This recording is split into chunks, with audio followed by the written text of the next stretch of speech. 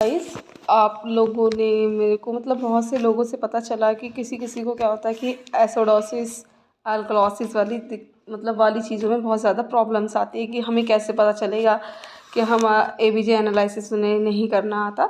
तो मैं आपको बताती हूँ कि कैसे आप निकाल सकते हैं एबीजे एनालिसिस कैसे कर सकते हैं। अगर रिपोर्ट्स आती है तो आप कैसे आइडेंटिफाई कर सकते हैं कि पेशेंट हैविंग अ एसिडोसिस और patient having a alkalosis. So let's start. आपको सबसे पहले आपको 3 नॉर्मल वैल्यूज़ याद करनी होगी। First one is pH. हमारी जो ब्लड का पीएच है वो कितना है 7.35 टू 7.45। ये वैल्यू जो है आपको याद करनी है कि जो आपका ब्लड का पीएच है वो 7.35 से 7.45 रहता है। अगर 7.35 से नीचे रहता है दैट इज़ एसिडोसिस। अगर 7.45 से ऊपर रहता है तो वो होता है अल्कलोसिस। इसके बाद आपको दूसरी वैल्यू देखनी है CO2।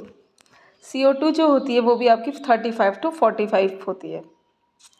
35 to 45 mm of Hg में काउंट होती है वो। अगर 35 से बिलो है तो आपका एसिडोसिस होगा और 45 से अबव है तो अल्कलोसिस होगा। और उसके बाद आता है SCO3 जिसे हम क्या बोलते हैं बाइकार्बोनेट। उसकी जो वैल्यू होती है 22 टू 26 वैल्यू होती है मिली इक्विवेलेंट पर लीटर। तो क्या करना है ये तीनों वैल्यू को याद करनी है। आपको पीएच याद करनी है, आपको CO2 याद करनी है और आपको क्या करना है बाइकार्बोनेट्स भी याद करनी है। ये तीनों की वैल्यू जब याद कर लोगे आप 7.35 टू 7.45 क्या होती है आपकी ब्लड की पीएच। कार्बन डाइऑक्साइड क्या होता है 35 टू 45 mm ऑफ Hg होती है। बाइकार्बोनेट जो होता है वो 22 to 26 milliequivalent per litre होती है। अब एक पेशेंट है मान लो, उसका जो रिपोर्ट्स आया है उसका पीएच आ गया मान लो 7.32, CO2 उसका आ गया 55 और जो बाइकार्बोनेट है उसका दिया है उन्होंने 24। तो आप बताओ कौन सी कंडीशन होगी। 7.32 है। सबसे पहले देखो पीएच आपको इंडिकेट करेगा कि पेशेंट को एसिडोसिस है या फिर अल्कलोसिस है। जब पीएच आपको ये बता देगा कि पेशेंट एसिडोसिस और अल्कलोसिस के बारे में पीएच आइडेंटिफाई कर देगा। अब आपको ये पता लगाना है कि पेशेंट को रेस्पिरेटरी एसिडोसिस है कि मेटाबॉलिक एसिडोसिस है या फिर रेस्पिरेटरी अल्कलोसिस है फिर मेटाबॉलिक अल्कलोसिस है। सबसे पहले हमें पीएच देखने हैं 7.32। इसका मतलब है कि पेशेंट की जो वैल्यू है 7.32 यानी कि पेशेंट को क्या है एसिडोसिस है। अब मैंने बताया कि उस पेशेंट का जो कार्बन डाइऑक्साइड था वो 55 है और जो आपका जो पीएच है वो हमेशा ही कार्बन डाइऑक्साइड के अपोजिट वर्क करता है। तो पेशेंट को क्या है रेस्पिरेटरी एसिडोसिस है। पेशेंट को क्या है रेस्पिरेटरी एसिडोसिस है।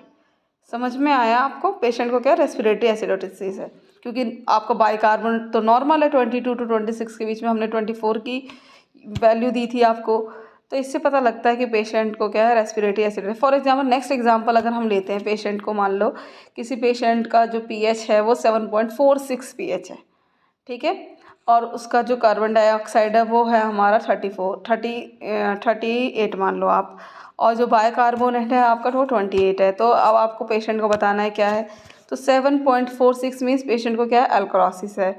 पेशेंट की जो मेटाबॉलिक बाइकार्बोनेट जो है वो कितना है 28 दिया है। तो क्या होगा पेशेंट को क्या है मेटाबॉलिक अल्कलोसिस है। अल्कलोसिस क्यों बोला हमने क्योंकि जो वो वैल्यू है वो आपकी कितनी चली गई 7.46 चली गई वैल्यू।